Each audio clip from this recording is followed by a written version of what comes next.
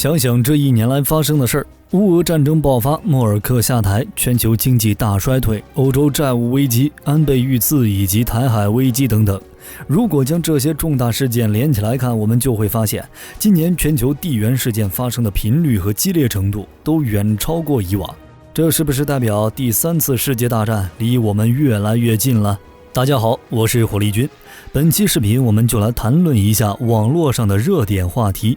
乌俄战争是不是第三次世界大战的导火索？首先，从我们最熟悉的军事角度上看，什么是世界大战？显然是要我们以前两次世界大战为基准来看待。我们根据前两次世界大战，可以总结出其主要的本质特征。首先，世界大战是全球新旧领导势力之间进行的战争，因此双方一定是世界最强势的力量或者力量集团之间进行的战争，而不是强势集团征服某些弱小国家或地区的战争，更不是那些没有世界性影响力的弱小国家或地区之间的战争。其次，双方是为了争夺世界根本权利而展开的战争，而不是为了争夺某个地区性利益进行的战争。最后，世界大战的影响范围往往会波及全球所有的主要国家，这就是世界大战的三个主要的特征。但是在二战后，因为核武器的出现，完全改变了世界大战的表现形态，让我们一时没能看清此次乌俄战争的本质。至于它到底会不会引爆第三次世界大战，我们要先明白什么是代理人战争。世界的主要大国一般都会拥有核武器，而这些拥有核武器的国家之间是不能直接进行战争的，否则很可能导致整个地球上的人类毁灭。这样的战争没有意义，也不符合大国的利益。比如二战末投放在日本广岛和长崎的2颗原子弹，其战后产生的影响已经用事实充分证明了这一点。因此在二战之后，当时的美国和苏联都没有选择直接进行战争，而是采用冷战的方式进行军备竞争。但如果真的纯冷战，有可能会被人忽略，因此双方都默契地以另外的方式进行了多次战争。这就是我们常说的代理人战争模式。代理人战争模式分为2种，一种是半代理人战争，就是一方为世界强权或强权集团直接参战，另一方为另一强权的代理人，该方的强权并不直接参战，像朝鲜战争、越南战争、苏联入侵阿富汗的战争以及最近的叙利亚战争等等。第二种是全代理人战争，是代理人之间进行的战争，像历次的中东战争就是如此。但二战后的这种代理人战争，因为争夺的是局部利益，参与的国家和全球性影响力都十分有限，因此称不上世界大战。火力军为什么要提代理人战争？是因为此次的乌俄战争就是一场特殊的半代理人战争，并且已经满足了世界大战的3个主要特征。此次乌俄战争，一方的乌克兰是旧的世界霸权的代理人，因为其背后站的是北约和美国。美国这样军事大国实力大家应该都清楚。另一方的俄罗斯是苏联解体后的新兴势力，与其他的世界超新兴势力走得比较近，因此俄罗斯代表的是世界新势力。这些新兴势力的经济体量、科技与军事水平正在迅速飞跃，他们的出现显然已经从根本上影响世界旧霸权的领导。因此，这次的乌俄战争明面上是乌克兰与俄罗斯的较量，实际上是新旧势力之间的碰撞，说不准就会导致世界话语权产生改变。虽然此次乌俄战争只发生在乌克兰地区，但是伴随军事战争的金融战、舆论战、制裁战等等，已经将全球所有的主要国家都卷了进来。甚至于大量其他国家还通过双方开通志愿者渠道，直接派人员加入战争。可见乌俄战争已经让第三次世界大战的爆发显露了苗头。接着我们再从历史角度分析，从沙俄到苏联，这帮人一直都主张硬性扩张，简称侵略，是实打实的土地帝国。只不无论是沙俄还是苏联，最终都以失败解体而告终。那么在1991年苏联解体后，它的硬性扩张结束了吗？显然没有。俄罗斯依旧是欧亚大陆上巨无霸一样的存在，之前一直都在休养生息，为再次硬性扩张做准备。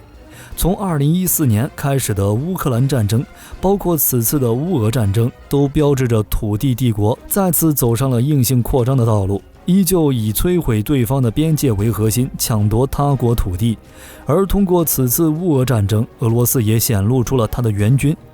就是俄罗斯继承了苏联在联合国中常任理事国的地位，很多原苏联时期的盟友都被俄罗斯继承了下来，像叙利亚、古巴、朝鲜等国。这支援军会以各种如军援或金援的方式来表示对俄罗斯的支持，甚至是直接选择参战。2014年乌克兰战争打响之后，欧美对乌克兰的态度一如二战时美国当初对日本一样，都只是采取了绥靖政策。但是在今年2月24日爆发乌俄战争之后，俄罗斯的侵略的意图已经昭然若揭，英国、美国也开始祭出自己的盟约力量来进行对抗，所以我们才能看到有40多个国家以武器、资金或制裁的形式来支援乌克兰。这些国家基本上都是欧盟、英联邦、北约等成员国家，以及英美的重要盟友。这么看，乌俄战争已经卷入了世界大多数的国家，这场战争具备了世界性的影响力。因此，乌俄战争将是第3次世界大战的起爆点。紧接着，我们可以从统治者角度去尝试分析。乌俄战争既然是特殊的半代理人战争，比如乌克兰背后的美国，其领导人拜登，火力军就觉得他并没有舆论里说的那么弱，很可能就是一场误导。想想2021年拜登就任总统后，在外交上主要干的3件事。第一件就是上任1个月就向乌克兰提供大量致命性武器，遏制了俄罗斯的攻势。第二件，撤出中东，重返亚太。阿富汗一直都是英美对付俄罗斯的地缘杠杆，如今阿富汗的作用被乌克兰取代，其战略价值大减。因此，去年拜登就让美军从阿富汗撤军，但令人没想到的是，美军前脚走，阿富汗政府就被塔利班组织推翻。而美国坐视阿富汗政府倒台的行为，可能就是想让普京产生误判，让普京和世界所有人都认为拜登是个软弱可欺的人，从而坚定俄罗斯对乌克兰发动侵略的决心。第3件便是打造印太战略，让美国稳稳地立足于印太地区。关于印太战略，拜登第1步是打造美日印澳4国机制，第2步扩大4国机制的范围，争取将韩国、菲律宾、印尼、越南等国拉入。第3步便是以军演为理由，将北约慢慢纳入印太战略体系，进一步拉拢欧盟、英国、加拿大等西方国家。其中深意不清楚的，可以拿出地图将这些国家标记并连起来，你会发现拜登这是画了一个圈，能让美国更加从容地应对未来可能要爆发的第3次世界大战。而此次的乌俄战争更是加快了其背后强权国家应对第3次世界大战的步伐。再加上最近佩洛西的倒台活动，拜登和佩洛西唱双簧，从而将自己摆在一个无辜的立场上。可见拜登并没有舆论描述的那么软弱无力，反而是一位擅长隐忍、伪装、欺诈，喜欢通过含糊其辞来掩盖自己真实的目的，通过示弱来让对手放松警惕，在关键时刻发出致命一击。另外，俄罗斯是有核国家，乌克兰没有核武器，但其有着北约支持，而北约具备核打击的能力，因此也有可能成为俄核打击对象。况且从俄罗斯领导人普京的个人风格来看，也不是真的不敢用核武器的国家。如果双方真的决定使用核武，最后的结果很可能就是核弹和平一切，同归于尽。而且从新闻报道中，我们也得知，受乌俄战争影响，白俄罗斯已经修改了宪法，计划拥有核武器。北欧一些中立国也都加入了北约，加强了盟国力量，这让俄罗斯有了同归于尽的理由和动机。世界大战的风险已经形成，因此乌俄战争必然是第3次世界大战的导火索。最后的经济角度，从2008年全球金融危机后，大部分发达国家都陷入了低增长的状态，像欧洲和日本的 GDP 几乎都在原地踏步，债务问题和人口老龄化已经愈发显著，全球大部分国家都在面临低增长、高通胀、高债务、产业失衡、贫富差距大等问题。战争的本质是财富的再分配，一些大国在无力治理本国经济难题的情况下，很可能就会通过对外发动战争来转嫁自己国内的矛盾。如今的美国面临滞胀问题，经济衰退基本成为定局。而且当前国际秩序也处于崩坏期，曾经维持世界和平的三股力量——核威慑、全球化、一超多强的国际体系，除了核威慑之外都在失效。2016年之后，逆全球化兴起，新冠疫情还导致欧美供应链断裂，大部分西方国家都面临巨额贸易逆差，更是在乌俄战争爆发后，美中欧俄印的5大国制衡体系失灵。欧盟和俄罗斯这个本可以拿来制衡美国的重要环节被抽离，世界秩序越来越动荡，已经满足了第3次世界大战的前提。而在此之前，俄罗斯与中国有着密切的能源和军事上的合作，欧盟还是中国第1大贸易伙伴。正是因为俄罗斯和欧盟的存在，才能制衡美国，维持体系的稳定。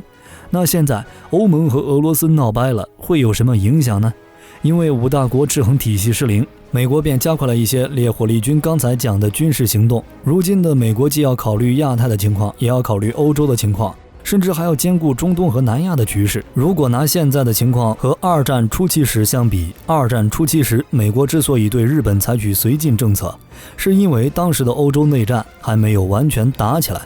苏联这个最重要的角色也没有被拖下水。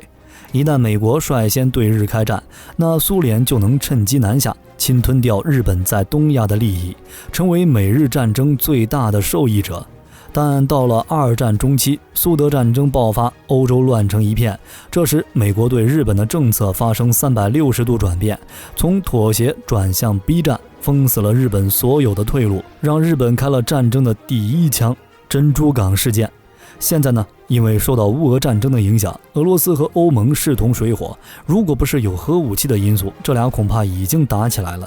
在乌俄战争中，欧盟把俄罗斯提出了 SWIFT 协会，并对乌克兰援助了武器和资金，俄罗斯则对欧盟发起了能源断供，并加大在欧俄边境的核部署。反正就是各凭手段进行制裁，可见他们之间的大战其实早已开始，只不过更多的是经济上的较量。当前来看，欧盟会陷入经济滞胀，债务危机愈发明显，俄罗斯则要面临供应链断裂和物价飞涨的问题。但无论战争结果如何，他俩在短期内很难对美国构成威胁。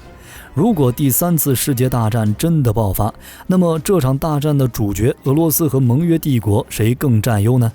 盟约帝国看起来人多势众，无论是经济总量还是科技与军事水平，都要比俄罗斯强大得多。但是由于各国所面临的战争压力不同，受乌俄战争的影响不同，能得到的利益大小也都有所差异。很多时候心不齐就很难发挥出最大的力量。比如在乌俄战争打响之后，英国、美国和东欧国家都在圈里支持乌克兰，但法国的马克龙总统却不断地劝降泽连斯基以领土换和平，